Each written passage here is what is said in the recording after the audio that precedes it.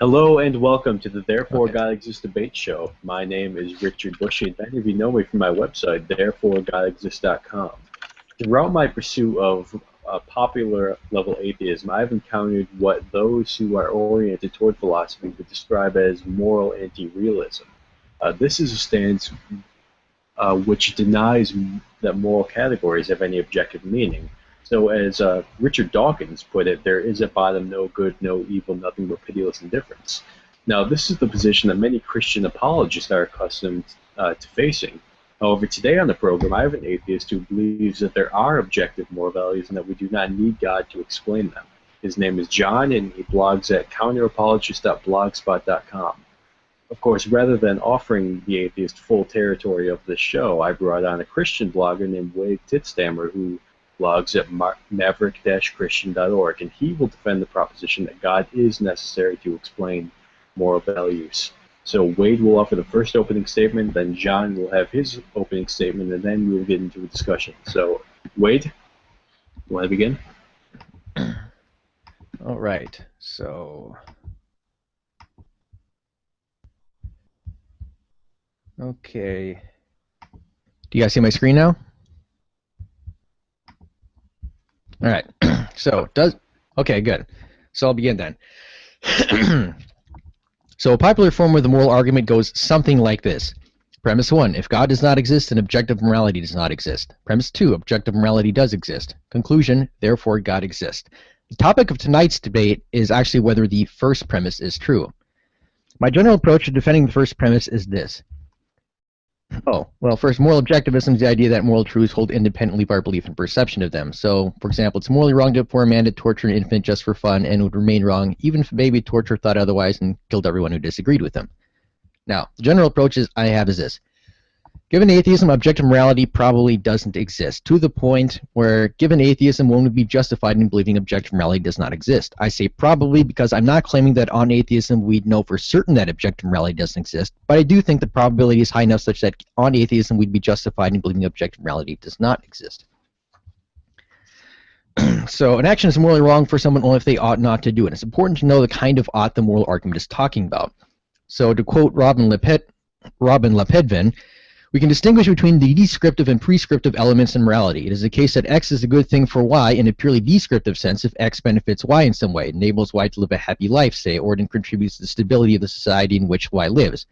But in addition to this descriptive sense of good, there is a sense which carries an implication of requirement. One ought to eat, to remain upright when walking, and so on. But the ought here is only hypothetical or conditional upon some purpose. One ought to eat if one wants to stay alive. One ought to act if one not to act on one's desires if one wants to see them satisfied. In contrast, the prescriptive sense of good carries with it an unconditional ought. One ought to refrain from killing full stop, not merely if one wants to avoid censure. So a conditional ought is the rule describing what actions are needed to accomplish a particular goal. If you want to stay alive, you ought to eat. It is ultimately purely descriptive in nature. Now, an unconditional ought doesn't reduce to purely descriptive meaning.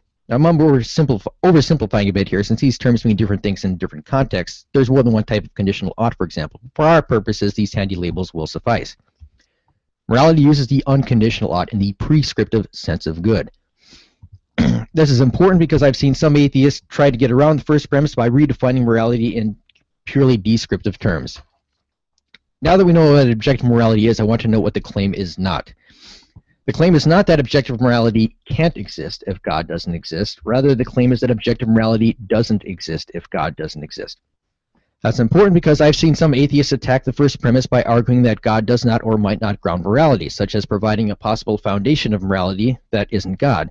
But while that might show that objective morality can exist if God doesn't exist, this won't matter if we have sufficient reasons for believing that objective morality doesn't exist if God doesn't exist, which is what the actual claim of the first premise is.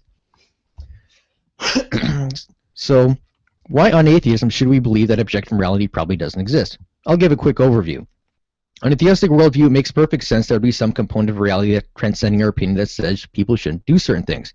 But let's suppose atheism is true. On atheism, objective moral oughtness is rather strange.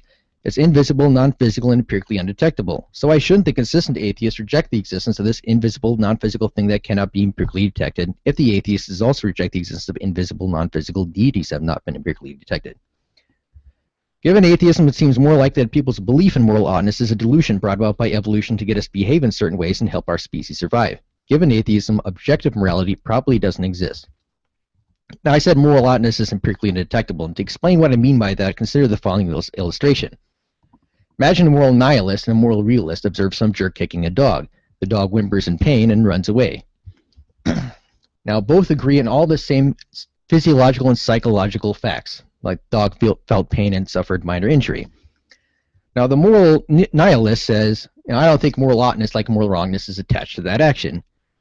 And the moral realist says, I think moral oughtness, moral wrongness, is attached to that action. Here's the thing. There's no empirical way to determine who is right. Both views agree on all the same empirically observable facts. Now, not only do we have zero empirical evidence for the existence of moral properties, we can't have empirical evidence for moral properties since they're empirically undetectable. This raises an important question for the atheist moral objectivist. If moral properties are empirically undetectable, how do we know about them? One straightforward idea is that we know moral properties through intuition. One problem is that on atheism, which moral intuitions we'd get from sociobiological evolution are largely a matter of blind luck. On naturalism, we could have had very different moral codes, even more different from the variations we've seen in human history. So it would be a remarkable coincidence that our moral intuitions happen to coincide with what these invisible and causally inert moral properties are really like. Now, to illustrate why this is a problem, suppose someone asks another, why do you accept your moral beliefs? Response, moral intuition. By remarkable coincidence, my intuitions happen to line up with what these invisible moral properties are really like. But it's just blind luck. How do you know your randomly chosen moral intuitions are correct? And there really isn't a good answer for that. Now, if this is what moral properties are like, if they're so metaphysical that on naturalism we'd have to rely on coincidence, it looks increasingly unlikely that on atheism that our intuitions of moral properties existing are veridical. Moreover, such reliance on remarkable coincidence suggests that we wouldn't have real knowledge of objective moral truths. At best, we'd have coincidentally true beliefs. So moral intuition has severe problems, but unfortunately for atheism, our best theory on atheism for why we believe in morality is sociobiological evolution giving us such moral intuition. Again, one problem is that it's unguided and random. Random in the sense that our intuitions could have been otherwise, and there's no external intelligence like God overseeing the evolutionary process. Another big problem is that our best theory of why we believe morality exists does not require morality's existence. That's unsurprising since moral properties are causally inert. Their presence or absence wouldn't affect the evolutionary outcome at all. And the fact that our best theory for why we believe in morality has no need for morality's existence strongly suggests that we don't have rational grounds for believing in morality, at least on atheism. So on atheism, we don't have rational grounds for believing that morality does exist. Do we have rational grounds for believing that it doesn't exist on atheism? I think we do. To illustrate the general idea behind the argument from queerness, consider the claim that there's an invisible unicorn floating above my head. This claim is possible but not plausible. I would be justified in believing this unicorn doesn't exist. The unicorn is queer enough to be prima facie implausible, and we are prima facie justified in rejecting its existence. That is, in the absence of overriding reason, we're justified in rejecting its existence. Objective moral oughtness likewise seems clear. Atheist philosopher J.L. Mackie thinks prescriptive objective moral values would be qualities or relations of a very strange sort, utterly different from anything else in the universe. Correspondingly, if we were aware of them, it would be by some special faculty that's utterly different from anything in our ordinary ways of knowing everything else. I kind of touched on this before when I noted that moral properties are empirically undetectable. And relying on remarkable coincidence for our intuitions to line up with objective moral properties seems insufficient. It seems like we need something like supernatural clairvoyance to know they exist on atheism. So objective moral properties are invisible, non-physical, and empirically undetectable, yet exist somehow independently of our perception of them, and it seems like we need something like supernatural clairvoyance to know they exist on atheism. So the queerness is arguably akin to an invisible, non-physical deity on atheism. And when you think about it, it's very akin to an invisible, non-physical deity, because what is objective morality? Well, objective morality is this invisible component of reality transcending our opinion that says we shouldn't do certain things. That sounds kind of like a deity. To kind of bring this all together, suppose there's an unbiased atheist who has no intuitions of morality existing or not existing. She isn't biased by prior intuitions. Then she meets people claiming to have veridical intuition of morality's existence. Let's review what our unbiased atheist knows given atheism. There is zero empirical evidence for moral properties. Objective moral properties are suspiciously queer, akin to invisible and non-physical gods, so there's prima facie justification for disbelieving morality's existence. Evolution occasionally gives us false beliefs, like gods. And belief in gods potentially serve some evolutionary purpose. Don't do stuff that harms the group, even if we're not watching, because the gods are watching. They'll punish you for not doing bad stuff.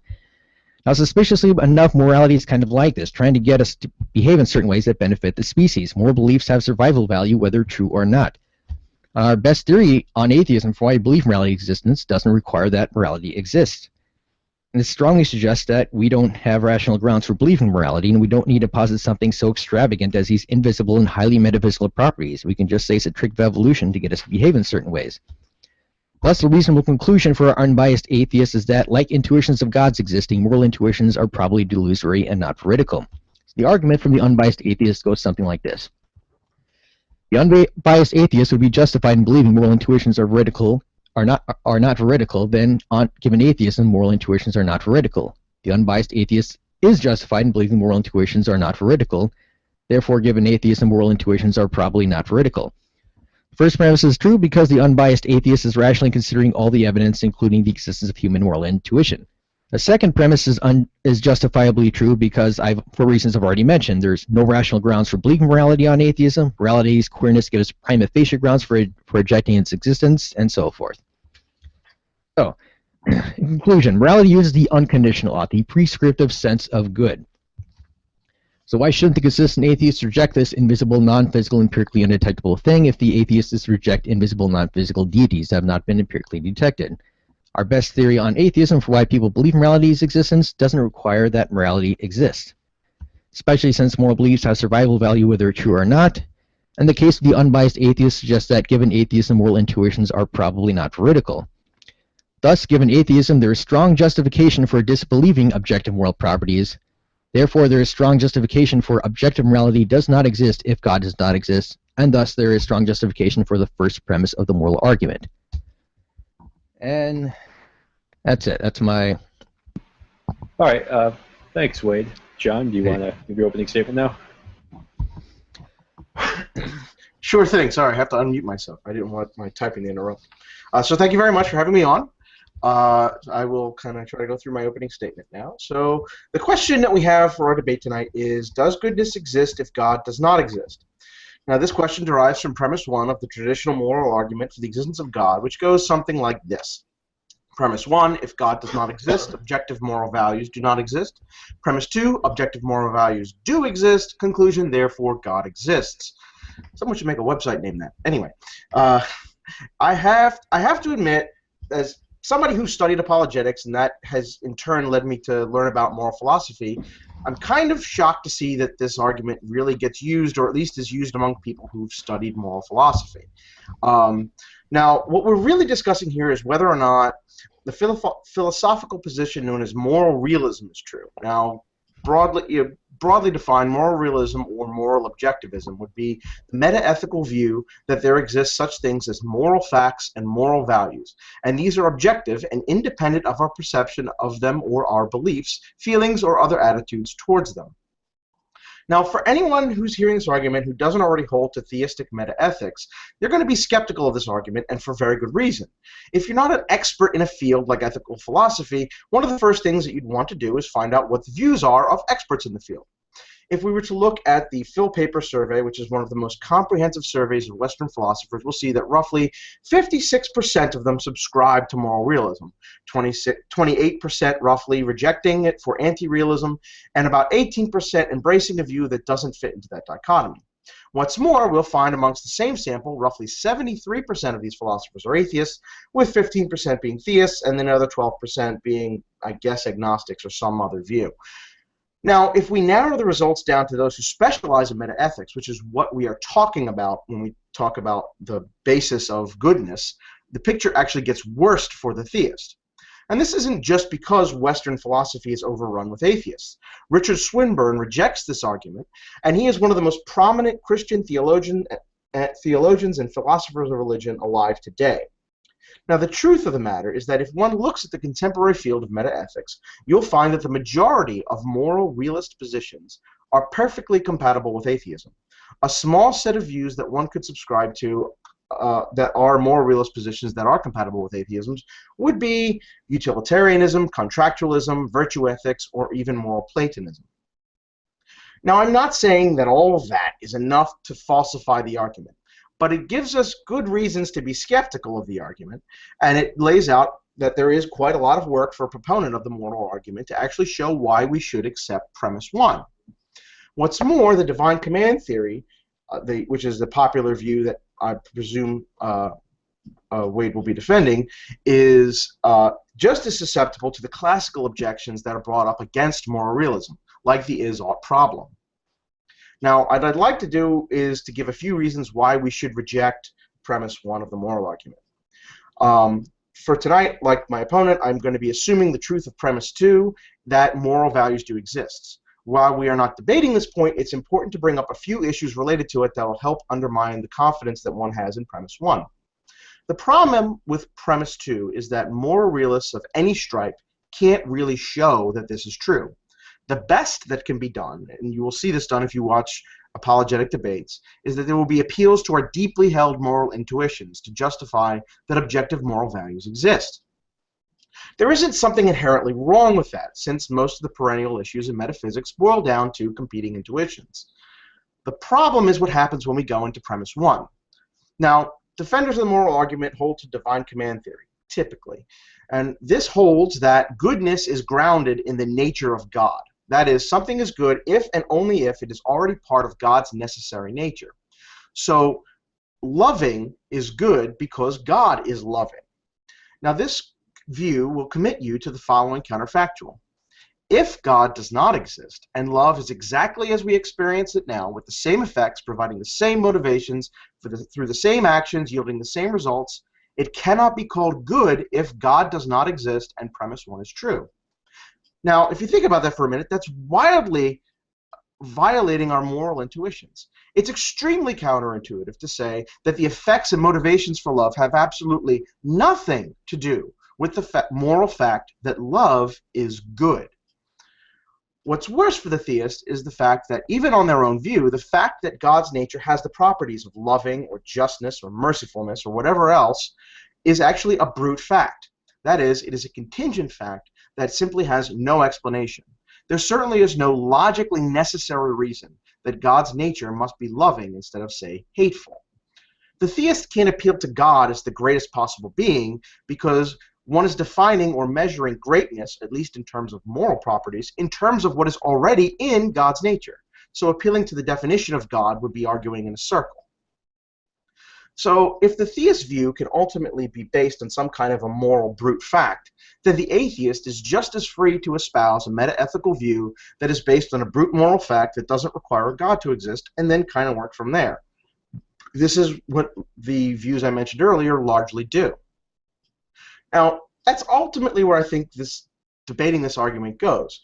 Both the theist and the atheist moral realist can espouse a variety of meta-ethical views, and we can certainly find criticisms of those moral theories, with some being more severe than others. Of course, as an atheist, I think the criticism of theistic-based meta-ethics are fatal, but others are going to be able to disagree. However, you're not going to be able to just assert that the atheist should just accept the theist's definitions of moral terms and moral properties, and then somehow force a link between belief in God and the position of moral realism. There's going to be a lot more work to do if you want to show why an atheist must accept those definitions of moral values and hence accept premise 1. And that's all I got. Thanks, John. Wade, do we still have you? I think so. Can you hear me? Yeah, I can hear you. So, right. Is there anything in his opening speech that you want to tackle, that you want to begin with? All right. Well, I don't think I'm going to be defending a divine command theory of ethics in this debate, because here's the nice thing about the first premise. You don't need to believe that God grounds morality to accept the first premise. Atheists believe that God doesn't ground anything, and they're quite happy to believe that, given atheism, objective morality probably doesn't exist. And so far, we haven't heard anything to, argue for the contrary quite yet.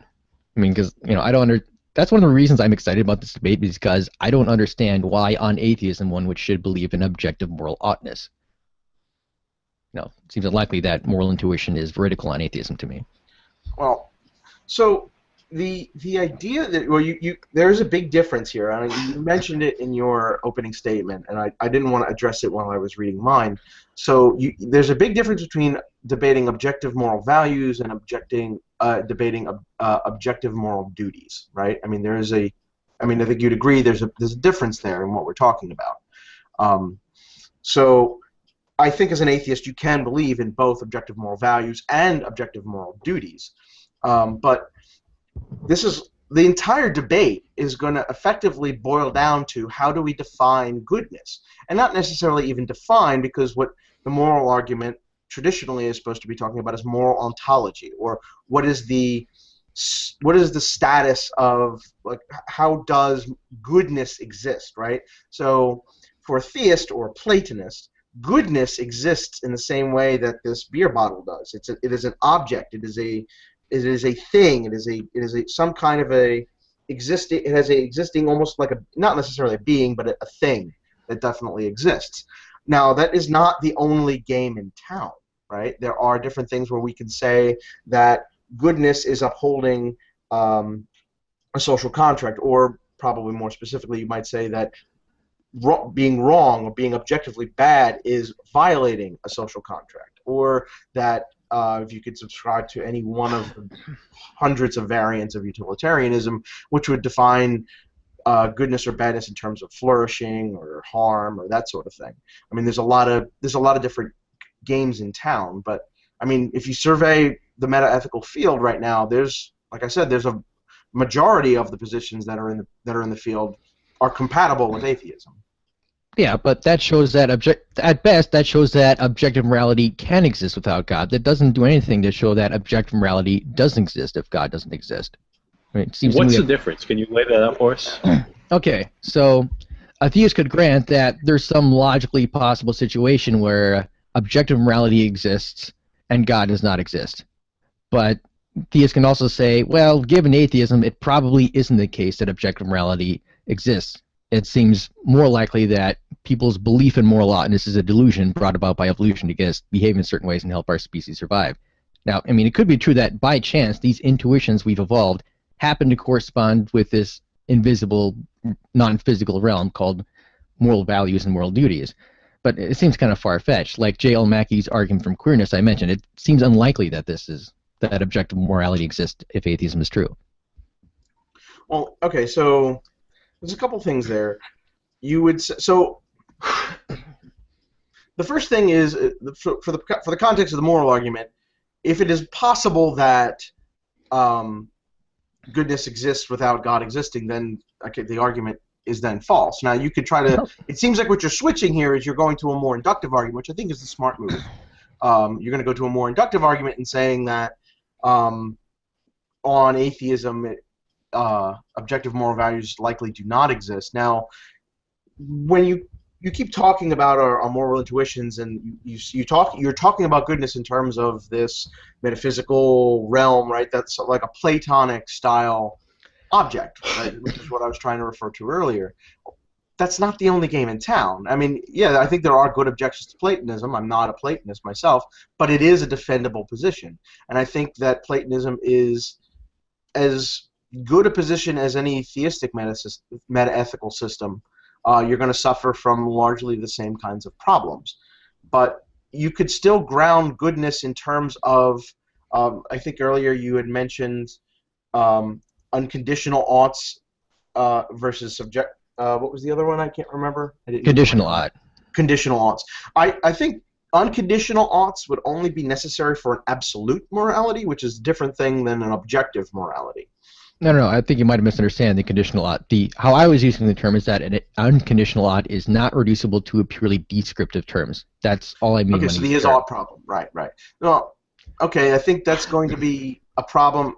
I think both the theist and I think moral realists of either stripe, especially if you're a divine command theorist on the theistic side, is going to reject the is ought dichotomy. I think you're going to be stuck embracing. I mean, even William Lane Craig would say that say divine command theory does derive an ought from an is, right? So I would obviously this is a very debatable topic in metaethics, And so we could say that, I mean, there is an objective reason why murder is bad, given the kinds of beings that we are, right? So given what we are, being murdered is bad if you want to live, and we all have evolved in a very specific way that we want to live up to a certain point. All right. Well, one thing in response to this is that the fact that it's possible for objective morality to exist without God doesn't show that the first premise is false or unjustified. If we have, remember the argument is that given atheism, objective morality doesn't exist. Now, I use probably because I'm not saying that we don't know with absolute certainty that objective morality doesn't exist if atheism is true. But I think the justification is high enough such that given atheism, yes, objective morality does not exist in this real world we in. We could be wrong. We don't know with absolute certainty. It's logically possible it exists. We are justified in believing that objective morality does not exist if atheism is true. Okay, so I think you're just we're crossing the streams a little bit. I was looking at the traditional moral argument defended by people like William Lane Craig. Adams, yeah. So that premise one, just so for our viewers, is if God does not exist, objective moral values do not exist. So you've changed it slightly, which is fine. You know, totally cool. But so you're saying that if God does not objective moral values likely do not exist. Well, not quite. No, I still think that the first premise is true as it stands. So let's see if I can. Well, okay, you can't have one. You can't say that there are possible ways to ground morality and hold the premise one that I described to be true. Okay, let's see. Are you sure? Am my screen being shown right now? It is not. Last time you showed your screen, you just had a file explorer up. Yeah, let's see. Okay, how about now? Can you see it now? I see you now. Yeah, I see your website. Okay. Okay, so I wrote a theorem some time ago, so I anticipated something like this might happen, though I wrote this back in 2013. So if A, then probably C entails probably if A, then C. So that's the general thesis, general approach behind it. So I'm not saying we know the first premise with absolute certainty, but I do think we're strongly justified in believing it. That's the kind of general approach. So perhaps an example will help illustrate it. All right, suppose I say I think Sam's car is parked outside. My belief is that if it rained heavily within the past 5 minutes, Sam's car is wet. And now it's possible that it rained heavily within the past 5 minutes and Sam's car is not wet. We can envision a possible world where Sam's car is like under a garage or something like that. But suppose I have pretty good reason to believe that Sam's car is like out in the open area. In that case, I'm justified in believing that, you know, if Sam's car is outside, then the car is wet. With that background information I have. So it is possible that, you know, the first premise is false. But I think we have strong justification to believe that it is false. Given atheism, objective morality doesn't exist. Again, not that we know with absolute certainty, but I think we have sufficiently strong rational grounds to believe it. Okay, so just so you know, your screen is showing me, so I have like this. Oh boy! Infinite... Oh, that's right. Okay, hold on. So, there. I don't know what the top. Yeah, I forgot to stop sharing the screen after I switched back from my article there. Okay, so all right, so I guess what you're describing is a type of so the kind of moral values that you're describing, or even moral duties or whatever you want to call it.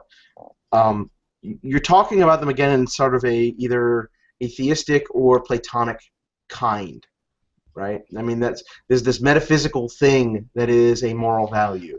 It is either good or bad or however you want to hash it out. Well, like I said before, that's not the only game in town. We can define objective systems like contractualism, or I prefer contractualism refers to a different version I like, but basically social contract theories. Where we would define good and evil in terms of that, and it would give us a way of talking about good and evil and moral values in a way that doesn't in any way reference God or some strange metaphysical property, and it is objective in that if it is true, then we have a way to say that murder is wrong, rape is wrong, torturing babies for fun is wrong, right? I mean, we can have that, and it is an objective way of going about the problem. So I'm really not seeing why, even if I accept, I guess what I'm saying is I can accept what you're saying because I am not a moral Platonist. I mean, that is the argument that you seem to be going against the most, saying that Platonic moral values likely do not exist if God does not exist. Well, I haven't really taken sides on moral ontology in defense of the first premise. I did kind of describe what I mean by morality. That involves the unconditional law, that is objectively real, that is holds independently of our perception of it. But apart from that, I didn't really go into on moral ontology.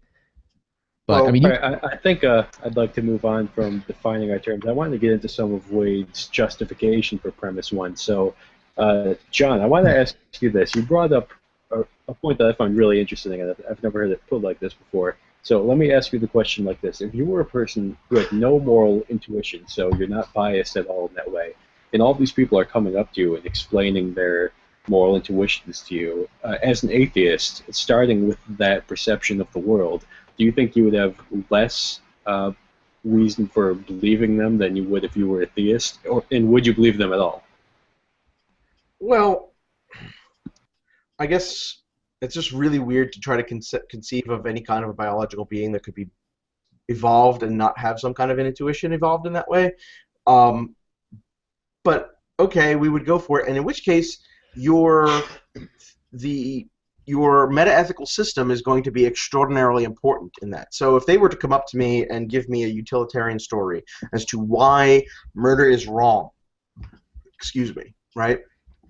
Then I could, I guess as an atheist without those intuitions, and I have that answer, we say, well, this is what I mean by wrongness, and this is what I mean by goodness, and they either tell a utilitarian or contractualist style story that actually gives reasons why that action is wrong in terms of its consequences or its effects or its motivations, then yes, I mean that would be, at least they give some kind of a compelling argument, right? I mean that's why I reject not only theistic metaethics but also Platonic ones as well. The wrongness that you would be describing there, though, that wouldn't be wrong in an objective sense, though, would it? Certainly it That would. I wouldn't, mean, it's objective. it wouldn't be wrong in the same way that you're saying wrong, that you would say it's wrong now, though. I'm not sure I understand. So, I mean, when I say it's objectively wrong, right? So there's many, many, many different ways of how objectivity gets hashed out. So when I'm saying objectively wrong, right, you would have this person who has no moral intuitions. They would at least have a desire to continue to live, right, or a desire to not be in pain.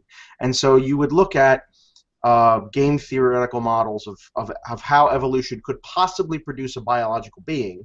And in general, they'll almost always, or should always, produce a being that wants to avoid pain, generally speaking, then embrace it, or they want to be at least in a state of not pain.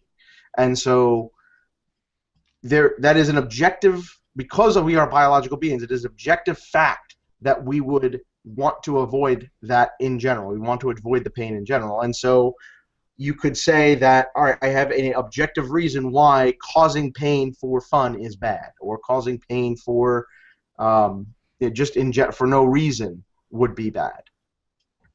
And that is, Okay. I mean, to me, that comes across, I believe I'm describing an objective state of affairs there. Okay, so, all right, go ahead, Wade. well, do you believe in the type of morality as I defined in my argument, the unconditional ought sense? I think the unconditional ought seems to imply an absolute style morality, and I do not subscribe to that. No, I just mean how I define the term is that it doesn't reduce to purely descriptive terms. That's it.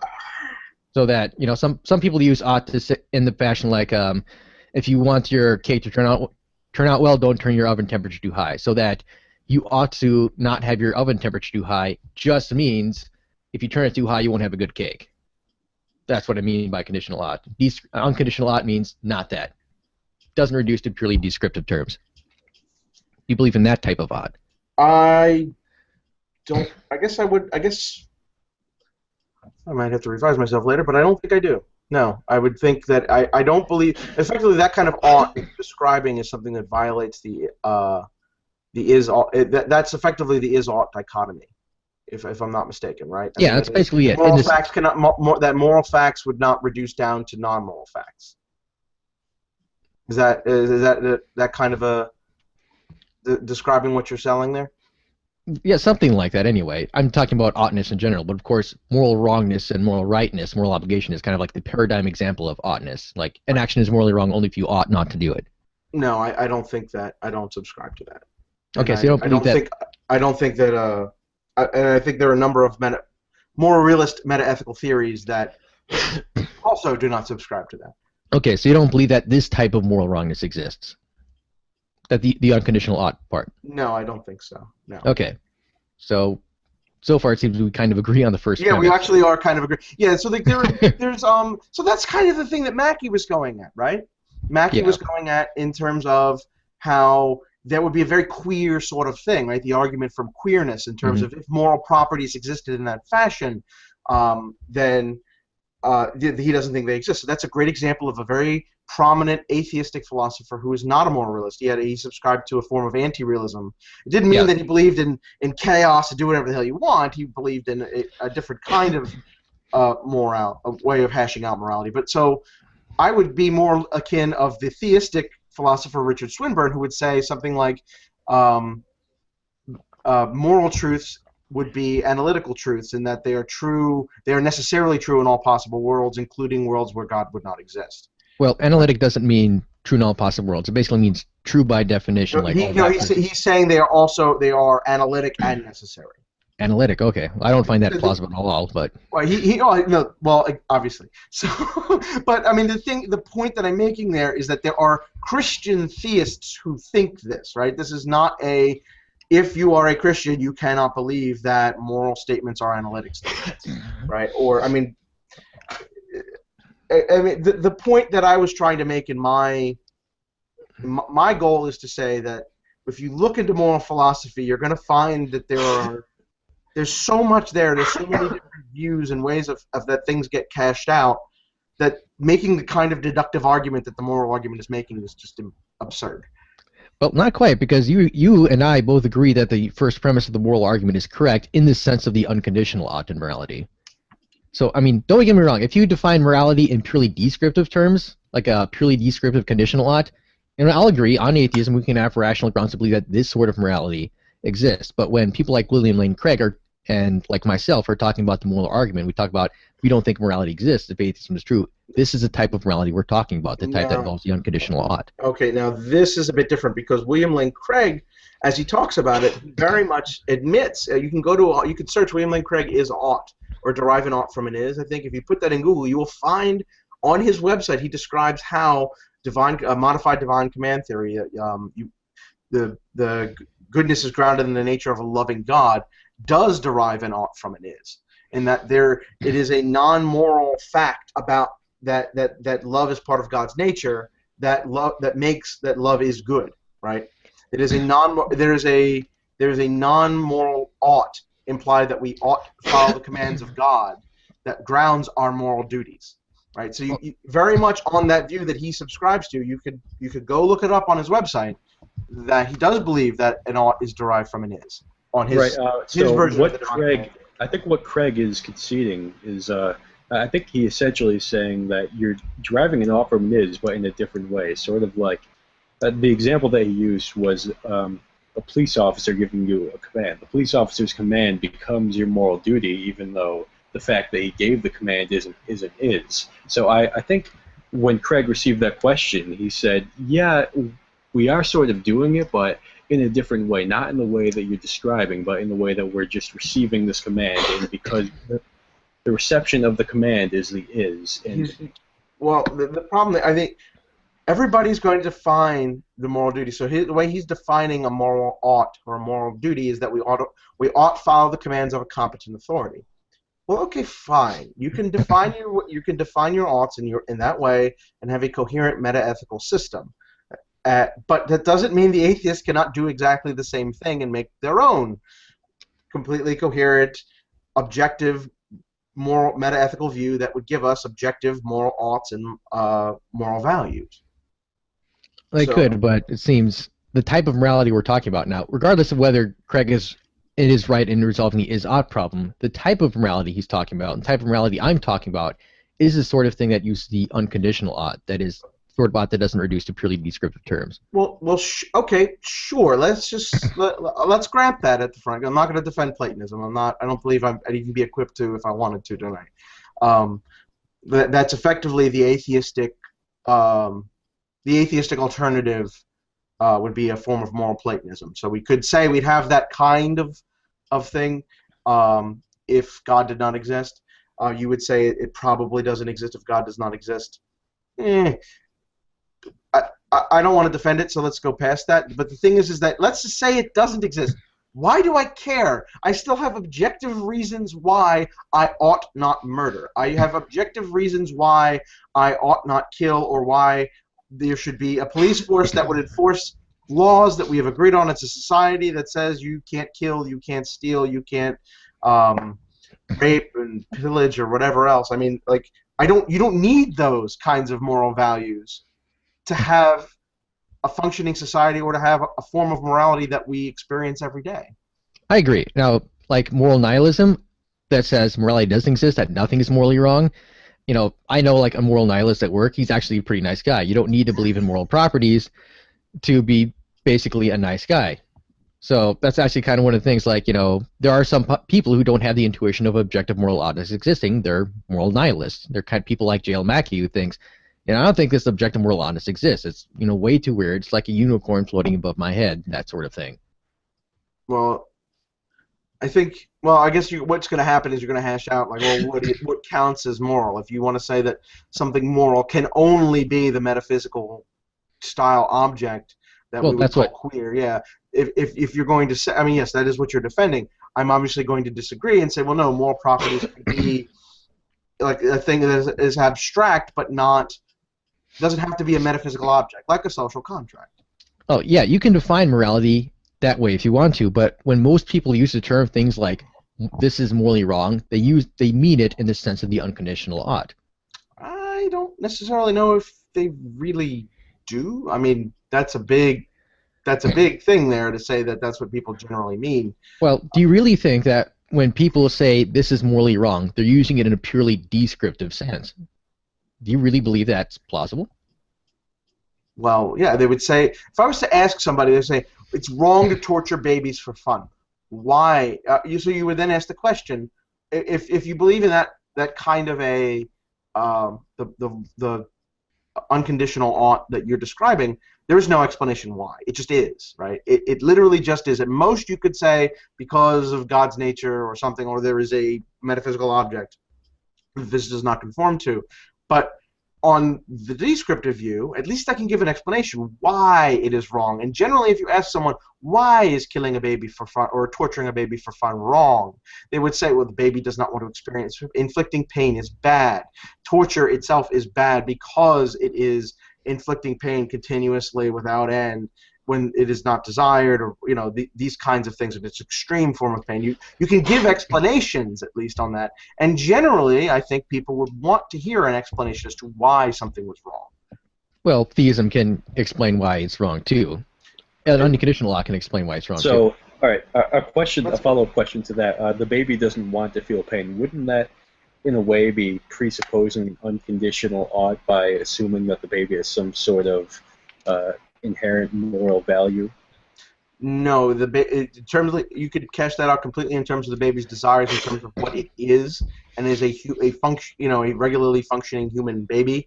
It has an aversion to pain, and so, I mean, that is what. Right, but you could say the same thing about like a baby goat. Certainly, and I would certainly say torturing a baby goat for fun is wrong too. Yeah, but not on the same level, though. Would you?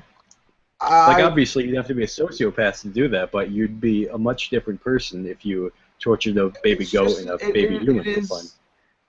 I think it is. I don't really see much delta between the two. I think there is. I would say that in terms of wrongness, yeah. I mean, it wouldn't be maybe you'd go away for 5 years instead of life, or 15 years or 20 or whatever it is, because a goat doesn't have. We could talk about how we ground moral. how we would ground value for humans differently, right? And so why we would say a human is, if I had to choose between saving a baby goat and a baby human, we would make arguments as to the baby human has the ability to, or will have the ability to appreciate things more. They will be able to, do calculus, do philosophy, reflect on their wants and desires more, right? So there are So you're saying that potential gives. There are ways to make that argument. If you were going to go down that, if I am going to say that it is worse to kill a human baby than it is to kill a baby goat, then those are the reasons that I would appeal to justify why that is the case. Okay. Wade? Okay, something just occurred to me. So when I say unconditional ought, I mean that the meaning of the ought doesn't reduce to purely descriptive terms. I think torturing a goat and torturing a baby just for fun are both really wrong. But the part where that the unconditional ought matters, in the sense that its meaning doesn't reduce to purely descriptive term, is that yes, it is objectively true that this thing causes pain, and it is true that we don't like pain. But in addition to that, this is just something you ought not to do. That's something that the unconditional ought provides, and the purely descriptive ought doesn't. And I think it's really interesting, because I see atheists kind of, this is how they want to say something is morally wrong. They also want to believe in atheism. So how do you get around it? Well, one way is just to redefine what morally wrong means. And I don't doubt your sincerity, counter-apologist, but this is what people normally mean when they say something's morally wrong. They mean it that you ought not to do this in the unconditional ought sense. And that is a big bullet to bite for the atheist, that it's not wrong in this unconditional ought sense, in the sense that you just should not do this. Well, I think that you could say there are certain things like torturing a baby for fun that would have no possible justification, even given a descriptive based, something where you would say it's based on a descriptive thing, given what a baby is, right? There is no possible sense of a baby that where you could torture it for fun and it would be fine, right? Where you could say, I want to torture the baby rock for fun, right? Like, that just doesn't really make sense. You're not torturing it. It doesn't. These things don't. The descriptive term torture doesn't apply to, or baby doesn't apply to a rock. But any form of what could be considered a baby, or what we mean by baby, would then have something that could describe torture, in which case it would always be bad, right? Well, all right, I'll consider, suppose we have a sadistic, nasty moral nihilist. His justification for torturing a baby just for fun is that, hey, I find it fun. And he doesn't have any reason not to do it. Suppose he killed everyone off who disagreed with him, for example.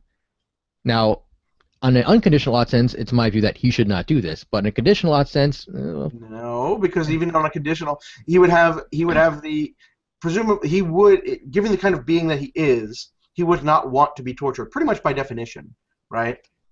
By torture is the infliction of pain when it is not wanted and it is being continued, right? So by definition, he would not want to be tortured. And then, as such, if he wants to ensure that he is not tortured, that implies a ought on other people to not torture him, right? And this is basically how you get the beginnings of a social contract theory. And so, given his own desires based on what he objectively is, right? He's going to violate the kind of contract that he needs in place if he does not want to be tortured. Well, suppose, again, he kills off everyone who disagreed with him. There is no contract he signed, implicitly or otherwise. If you kill off everyone else except the baby he's torturing, I think that's the only way. There's no other living being that could possibly get to him, at which point, the baby doesn't want to be tortured. He will not suffer the consequence of the social contract, but that does not mean that the social contract, effectively the social contract would not exist anymore, because he has killed off literally every other living being in the universe. So, okay, I mean, at that point you've gotten rid of the social contract in the most wildly implausible way. Okay, I mean, I don't really see how that's a problem. Okay, well, so, under my theory of morality, he's still doing something wrong. Under the theory you seem to be advocating, he isn't doing anything morally wrong. And you could say that theoretically there's a contract between him and the child, and now he wouldn't be able to enforce. He wouldn't have any the contract would lack any enforcement mechanism. But given that wrongness is defined in terms of the social contract, and this requires at least two people, then theoretically there is still a social contract. He would just lose it. The social contract loses any possible enforcement mechanism. So if I'm going to define wrongness in terms of violating the social contract, well, okay, then there is still one. It's not enforceable in any way, but it's still there. Well, there is a way you can just define conditional ought, redefine it in purely descriptive terms, so that it, even in the end of this situation, it's still morally wrong for him. But it would still be a purely descriptive form of ought. It still wouldn't be the type of morality most people mean when they normally use the term. I guess I'm disagreeing with that. This is what most people normally mean. I think when we reflect on it, you want reasons, and you're not going to get those reasons on a theistic meta-ethical view or the unconditional one. Really. Well, no, you can still have reasons on the unconditional ought. Remember, by unconditional ought, I just mean that the meaning of the oughtness doesn't reduce to purely descriptive terms. So you can still have reasons. You could say, well, you shouldn't torture infants just for fun because it is morally wrong to torture innocent sentient life, for example. And you could say you ought not to torture innocent sentient life because sentient life has certain rights and so on. You can still provide reasons. It's just that the ought I'm talking about, its meaning doesn't reduce to purely descriptive terms. But then you could then go back and say why. We could play you're playing the why game with me, but you're not playing it with yourself, right? No, so you can eventually, say, well, why is it wrong? No, I can accept that the conditional ought has reasons why. You could, when you redefine the purely descriptive ought. I'm not disputing that. That's not what I think the problem is with the conditional ought. The problem I think with the conditional ought is that when it reduces to purely descriptive meaning, it's not the type of ought we have in mind when you speak of morality. Well, I mean, all right, yeah, okay. All right, let's move on from this particular part of the discussion.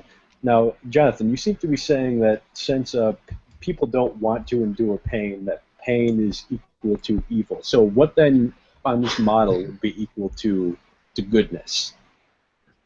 How could you do something good to another person or for another person? Well, there are different things that you could say that there are things that are desired, right? That based on what we are, we have inherent desires. Goodness right? and evil is all based on human desire. Wouldn't that imply not necessarily that human? It doesn't have to be human desire, right? It could be basically the kind you can get things so abstract, and this is going to be on a variety of different. There's different ways of doing this, and very different ways of doing this in different meta-ethical systems that are compatible with atheism, right? So if I'm going to go on a social contract sort of a way, there are going to be certain kinds of desires that or needs that a biological being, is going to have. They're going to need to eat. They're going to need to sleep.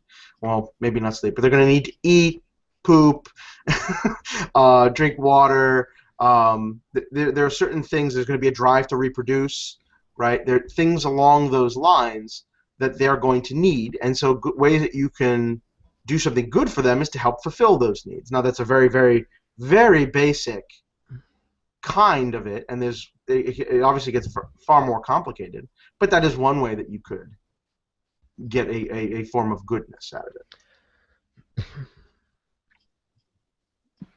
it.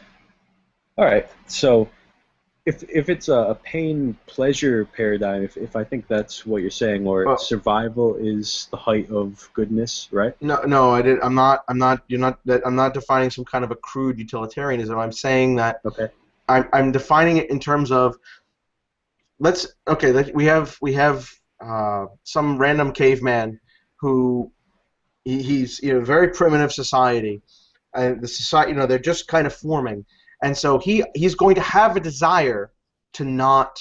He doesn't want to die. He wants food. He doesn't want to be. He doesn't want to have people inflict pain. He doesn't want people to kill him, to eat him. Those sorts of things.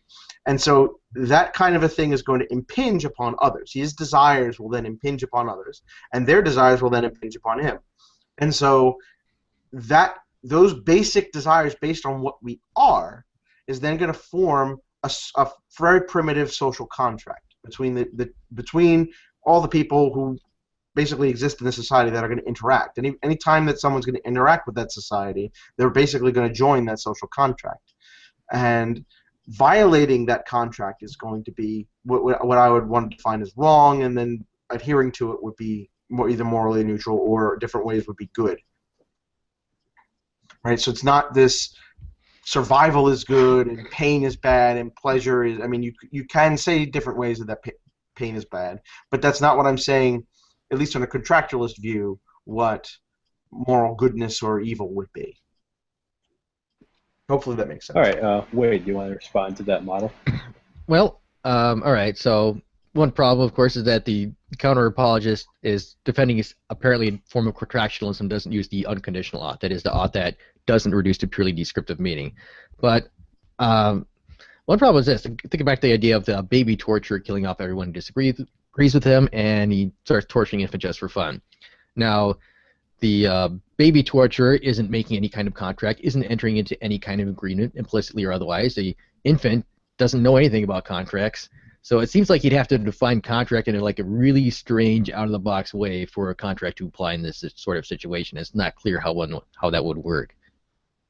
No, I'm defining a contract in terms of the social system in which things are going to interact, right? And so the person who's doing the torturing still does not want to be tortured, right? Now, the only other being that could possibly be involved in that social contract is going to be a baby that has no capacity to torture him. So let's just say if you let the baby grow into another human being, well, then, okay, then maybe he's got an enforcement mechanism. But the baby is interacting with the man in a different way, at least in a specific way, and that would, as soon as you have the social interaction, you're going to have the social contract. Okay, I guess I'm not quite clear how suppose the baby torture just like tortures the baby to death. In that case, he doesn't have to worry about any kind of enforcement. No, I grant you, I fully grant you in this scenario, he's killed off every other being in the universe.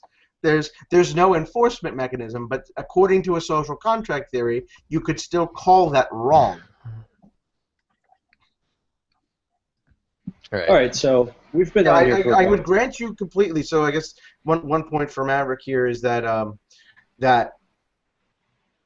atheism would lack a universal enforcement mechanism, right? Our enforcement mechanism for moral systems are contingent upon human beings and human investigations and those sorts of things.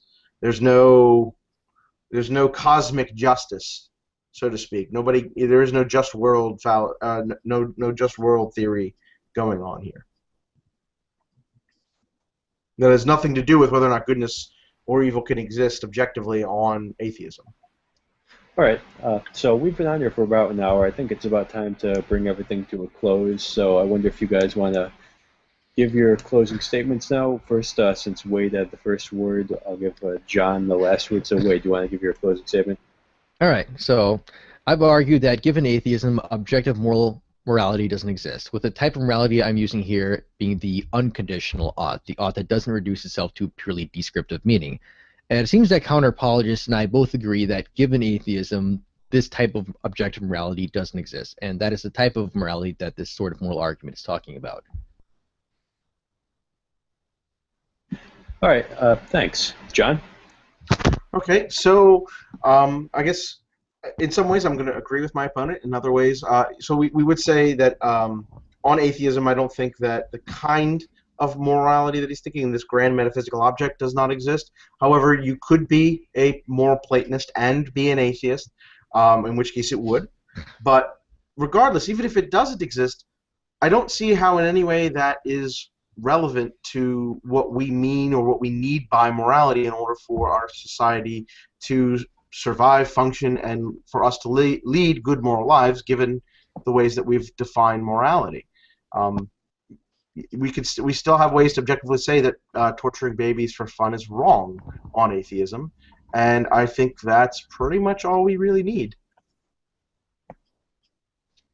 All right, thanks, guys. I appreciate you coming on here, and I really like the way this discussion went. There are a lot of talking points that I expected us to go over just because they're very common in this discourse, but we didn't touch on a lot of the popular one-liners that people usually throw out there. It was a very philosophical and academic discussion, and I appreciate that, and I think our audience probably appreciates that. So thanks a lot, guys. Thanks for coming on. You're welcome.